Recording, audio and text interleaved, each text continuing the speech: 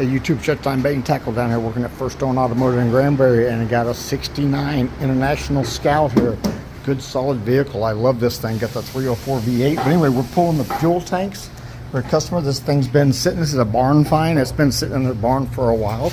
And let me show you what you need to do to pull the fuel tanks on this. First of all, you're going to jack it up and you get you some jack stands underneath the axle, because you will have to jack up underneath the frame also, get some separation.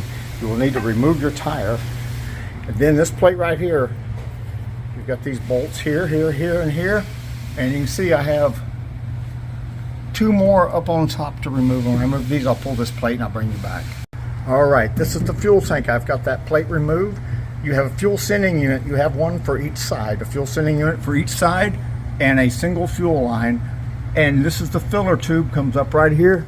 And I will have to remove this, and what we do is I take the cap off, and there are 3 screws. Take this hose clamp off, and this will pull back out of the way. And then I'll remove this fuel line and the sending unit. Actually, all I really got to do is move the wire, and then this tank slides out. You will need to bend this line down out of the way. Be careful, don't bend it too much, but you can just straighten out enough and it won't hurt anything. Now, in order to get it out of here, you have 2 choices. You can either take off your brake and your backing plate and all that assembly to fit it out, and that's fine if you're doing a complete overhaul and getting brakes and all. But if not, what I will do is I'm going to place a jack underneath this frame here, and I've got my axle supported with jack stands, and I will jack the frame up, and that will give me the clearance here to warm that tank out. And the other thing is, before I go pulling it, right down here, this is your drain.